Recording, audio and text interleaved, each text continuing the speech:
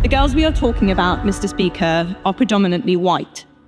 The men who preyed on them were predominantly generally either from or of heritage. One of the victims from Dewsbury was told by her, I quote, "We're here to fuck all the white girls and fuck the government." Will the minister accept that, in many cases, these crimes were racially and religiously aggravated? Take the case of Anna from Bradford. Vulnerable and in residential care, at the age of 14, she made repeated reports of and abuse to social workers who were responsible for her. But just the following year, aged 15, she married her in a traditional Islamic wedding ceremony. Far from stepping in to stop it, her social worker was aghast. The ringleader of the Rochdale gang, Shabir Ahmed, was employed as a welfare rights officer by Oldham Council. So why have ministers refused to establish a dedicated unit in the National Crime Agency to investigate councillors and officials accused of collusion and corruption? And I am sorry to say that that unit, Mr. Speaker, must also investigate police officers. In one case, the father of an abuse victim in Rotherham was arrested by South Yorkshire Police when he attempted to rescue his daughter from her abuse.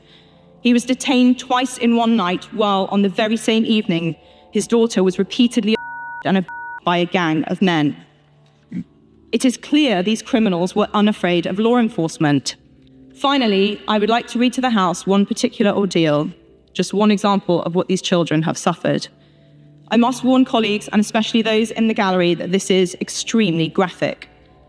Sentencing Mohammed Karar of Oxford to life in prison, Judge Peter Rook said, "You prepared your a 13-year-old girl for gang by using a pump to expand her passage. You subjected her to gang by 5 or 6 men. At one point, she had 4 inside her.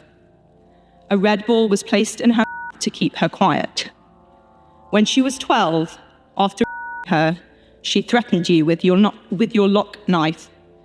Your reaction was to pick up a baseball bat with a silver metal handle, her on the head with it, and then insert it inside her. This is not about me.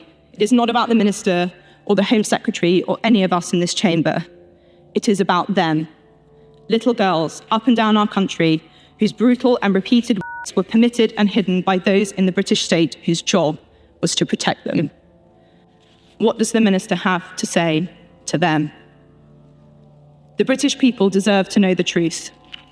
And why won't the government find out? Minister. I thank the honourable lady. I think it's a shame that she only referred to one sort of child victim when the statement is clearly about all child victims. And I think it is a shame that she didn't speak about any of their experiences. But she works with the shadow ministers who sat in offices where I now sit, who did not lift a single finger when it came to the J inquiry. The shadow Home Secretary, who spent almost 2 years, he spent as the Minister for Policing and Crime. He had 352 external meetings. He held during his time in that role 352 external meetings, including 23 separate meetings on policing of protest. Not once did he hold a discussion on grooming gangs.